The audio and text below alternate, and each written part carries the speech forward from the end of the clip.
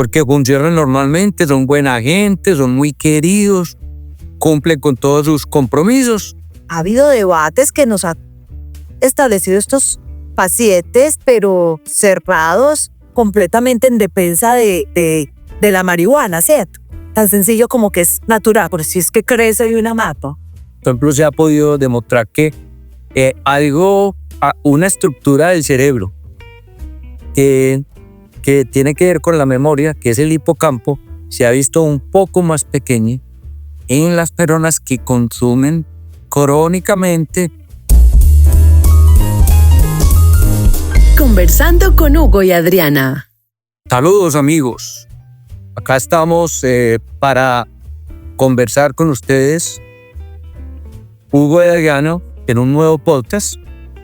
Y hoy empezar como a hacer referencia, porque nos han escrito muchas personas diciéndonos, bueno, ¿y cuándo van a hablar ustedes de las sustancias? ¿Cuándo van a hablar del cigarrillo? ¿Y cuándo van a hablar de los vaporizadores o vapes? ¿Cuándo van a hablar del alcohol? ¿Cuándo van a hablar de la marihuana? Entonces hoy vamos a hablar un poco acerca de la marihuana.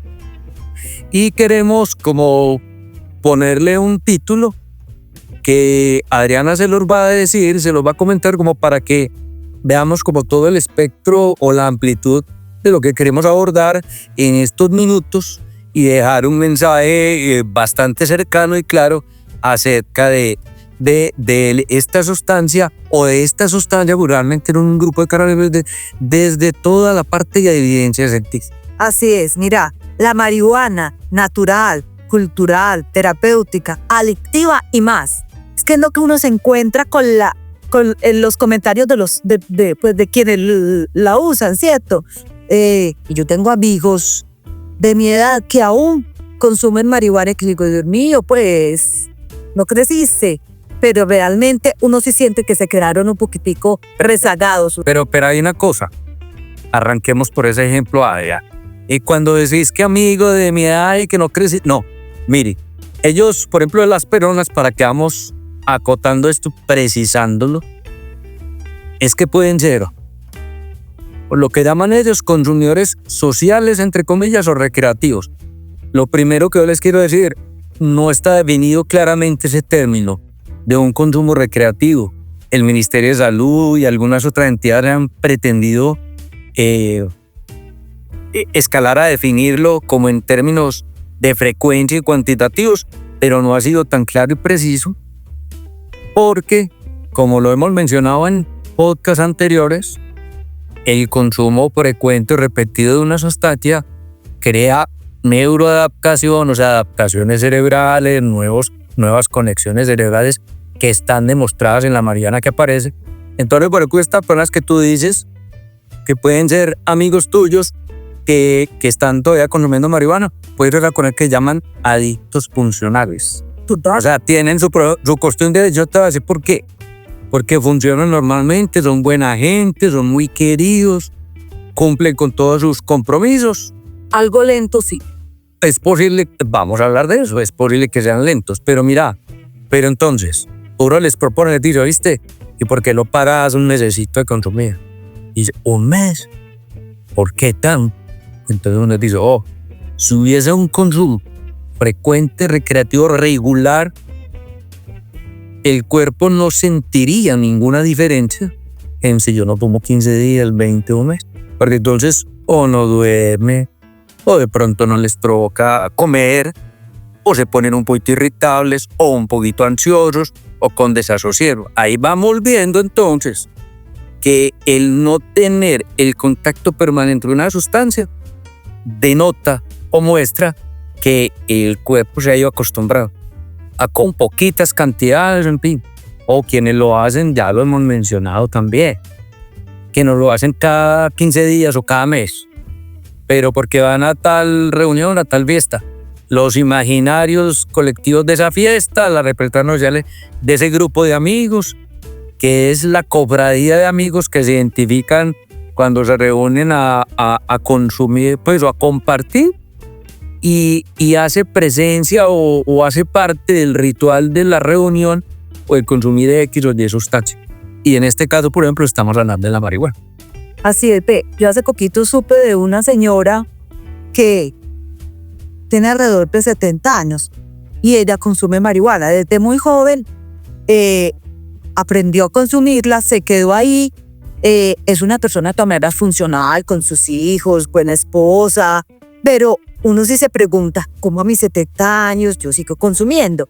Y el esposo se lo reclama, no obstante, ella adquiere su consumo. Sí, es funcional, pero Hugo, yo creo que de todas maneras hay un detrimento de su parte cognitiva, no nos digamos mentira, porque ha sido un consumo consuetudinario, pues seguido y permanente. Por ejemplo, mire, el consumo de muchos años, no sé cuántos años lleva la señora, por ejemplo, ya se ha demostrado que con el consumo de muchos años de la marihuana de manera constante, ese efecto va causando unas alteraciones cognitivas. Por ejemplo, se ha podido demostrar que una estructura del cerebro que tiene que ver con la memoria, que es el hipocampo, se ha visto un poco más pequeña en las personas que consumen crónicamente la marihuana. Entonces, son buena gente, cumplen muy bien con los códigos, pero finalmente se va encontrando que va habiendo como un cambio estructural y un detrimento, por ejemplo, de esas funciones cognitivas, particularmente de la memoria. Es algo que se ha demostrado. ¿Qué otra cosa se ha demostrado? Por ejemplo, que ese consumo frecuente va ensimismando a la persona. Eso antes lo llamaban el síndrome amotivacional, o sea, que perdía la motivación por. Ahora se habla de que se puede aparecer o establecer una cosa que se llama la depresión post-consumo de cannabis. De la persona se va aislando, va volviéndose más callada, más introvertida, más solita.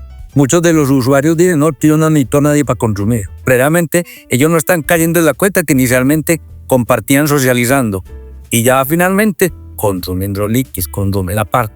Y eso hace entonces que no vayan cayendo en la cuenta que eso puede estar relacionado directamente con su consumo. Veo una cosa importante de las que hemos conversado muchas veces es cómo la marihuana, dependiendo de el dealer de donde yo la compre, tiene su THC diferente, digámoslo así, o en mayor o en menor cantidad, que me parece también muy peligroso, porque entonces uno ve que la gente tiene trabas distintas como los... Bueno, hablemos un poquitico de eso. Yo creo que debíamos como precisar que hoy en día hay muchos tipos de marihuanas. Y para decirles a ustedes, amigos, la marihuana natural, la que ha sido de toda la vida, la que crece en grandes plantaciones, que ha tenido fama, por ejemplo, acá en Colombia, en algunos territorios del país, y que ha sido muy afamada. No la voy a mencionar para que no se resienta pues ninguna susceptibilidad, para no resienta ninguna área ni nada de eso. Pero entonces es como la marihuana natural. Después vino la marihuana cripa, que llaman ellos, o crespa, que son marihuanas que con unas modificaciones genéticas han sido plantas más pequeñas, pero con una mayor concentración de cannabinoides.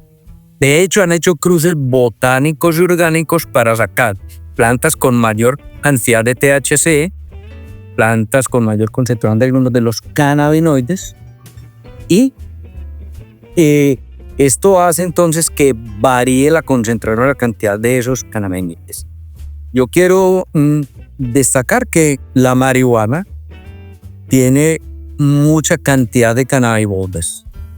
Tiene más de 160 cannabinoides y tiene otras sustancias. Por ejemplo, tiene aceites, tiene algunos aminoácidos, tiene algunos minerales. Listo.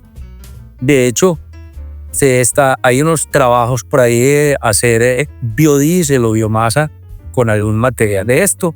Ya sabemos que la planta hembra es la que tiene mayor concentración de THC. La planta macho se ha utilizado en la industria textil porque no tiene casi este tipo de componentes psicoactivos, entonces sirve más para la industria textil. De hecho, una de las teorías que hay de cómo llegó la cannabis a Colombia por ahí en los años 20 o 30 del siglo pasado es que habían importado unas plantas para la industria textil, para sacar el cáñamo y de ahí sacar telas. Entonces, mira, la marihuana realmente es un grupo de sustancias y sobre todo principalmente son los cannabinoides. De los cannabinoides se ha demostrado que el más psicoactivo es el THC. Hay otros como el cannabigerol, por ejemplo, que también puede tener algún tipo de efecto. Y se ha visto los otros componentes que digamos, en el camino de la cannabis medicinal han visto como la importancia de su presencia. O sea, los terpenos que le dan el olor, o terpenoides que le dan el olor, los flavonoides le dan el sabor. Entonces hay una cosa que se llama el efecto séquito. El efecto séquito es que cogen un cannabinoide, por ejemplo el CBD, y si le agregan un pineno o un mirceno, que son de los terpenos, puede dar más efecto analgésico, más efecto relajante, más efecto sedante, por ejemplo. Ahí se abre un camino muy interesante en la parte de cannabis medicinal. Pero yo quiero volver a los tipos de marihuana que hay hoy en día en el medio. Entonces hablamos de la natural, hablé de la modificada, pues que plantas modificadas genéticamente o cruces botánicos muy productivos, que incluso lo han querido hacer sin aplicarles químicos ni nada, sino con cruces botánicos y hoy la planta desarrollando como una autoprotección, entonces no le entran como tanto plaguitas y todo esto. Pero hoy en día hay una tendencia en el mercado y es a los cannabinoides sintéticos. ¿Qué es eso? O sea, en la década de los años 50 60 se empezaron a investigar como las propiedades de los cannabinoides, como para por ejemplo, mira, para quitar las náuseas y vómitos de la quimioterapia del cáncer. Por ejemplo, para abrir el apetito. Entonces empezaron en el laboratorio a sintetizar moléculas parecidas a las naturales. Sucede que estos cannabinoides sintéticos, algunos salieron como medicamentos. De hecho, los hay en el mercado para algunas indicaciones, pero ¿qué pasó? Que paralelamente quienes piensan en la industria como el tráfico de estas sustancias empezaron a sacar cannabinoides sintéticos con efectos psicoactivos para distribuirlo en el mercado. Entonces hoy en día hay una alerta de la Oficina de las Naciones Unidas para la Droga y el Delito, la ONDCP, y el Observatorio de Drogas que ellos manejan, en donde el mayor surgimiento de lo que llaman las drogas emergentes o nuevas sustancias psicoactivas, el primer lugar lo ocupan los cannabinoides sintéticos. Entonces lo que más se encuentra en la calle en este momento es cannabinoides sintéticos, no marihuana natural, ni la marihuana modificada. De estar en los destilados en todos. Correcto, eso es lo que está en los destilados, en los vapeadores, en los vaporizadores, todo eso, porque lo están mezclando una parte de pronto como con marihuana natural o con marihuana cripa, y la otra gran parte, cannabinoides sintéticos. Son mucho más potentes, son muy afines para el sistema endocannabinoide endógeno. Entonces, digamos, generan mucho, enganchan más rápidamente a la persona. Por eso están siendo tan compulsivos en consumo de las sustancias raras. Ay, ve, yo de todas maneras quiero volver a uno de los términos que utilizamos en el título, y es lo cultural. Porque es que ha habido debates que nos han establecido estos pacientes, pero cerrados completamente en defensa de la marihuana, ¿cierto? Tan sencillo como que es natural, pero si es que crece de una mata. Niño, tiene un componente químico. Pero para ellos es difícil entenderlo porque nos vamos como para el cerebro reptiliano, yo creo. Ahora entonces lo cultural es, porque si uno ve en la historia de la humanidad, la marihuana ha estado presente. Yo en la revisión que hice, pues como para ponerme a conversar contigo en este podcast, en Roma, en Egipto, en la India, en el Medio Oriente, en África, en América. O sea, ha digamos que ha permeado, no de la manera pues que hoy la consumimos, pero ha permeado todas las culturas, ¿cierto? Entonces, por eso también es una defensa tan grande de los muchachos, que es que si es algo ancestral, si es algo cultural, si es algo natural, y rebatir eso cuando hay páginas, pero por montones donde a ellos les dan información errada de eso, es muy complicado. Bueno, vamos a proponerle a las personas que nos siguen y que nos están viendo, porque tenemos mucho más de qué hablar de la marihuana. Entonces vamos a dejar esto como la primera parte del tema de marihuana y vamos a continuar en un podcast posterior ampliando más el tema, compartiendo y debatiendo, e incluso las sugerencias y comentarios y las preguntas que nos tengan a bien hacer para que podamos precisamente dar respuesta a ellos y ampliar mucho más el tema. Entonces, bien pendientes, que los esperamos en la segunda parte de lo de marihuana, en donde tenemos mucho más de qué hablar con ustedes acerca de este tema. Ay, no, yo aprovecho para dar las gracias por todos los comentarios tan positivos, por el apoyo de las personas, por las preguntas. Vamos a tenerlas en cuenta para los podcasts, créannos que sí, porque es importante su opinión y que nos vean y sobre todo que aprendan. Esa es la idea de nosotros. Que nos sientan cercanos y nos puedan consultar las inquietudes que tengan. Así es. Y hay muchos de nuestros pacientes que nos están viendo, chicos, los queremos y nos sentimos orgullosos de el progreso de ustedes. Bye, bye, hasta la próxima. Los esperamos en la segunda parte de los Nanabris. Ojo, pero yo sí quiero ir, no me quiero despedir sin decir por lo menos la frase normal que nosotros siempre exponemos en nuestros podcasts. Esta vez es de Abraham Maslow. La habilidad para vivir el presente es el mayor componente del bienestar emocional. No hay que escapar ahí. Chao, chao. Chao, chao.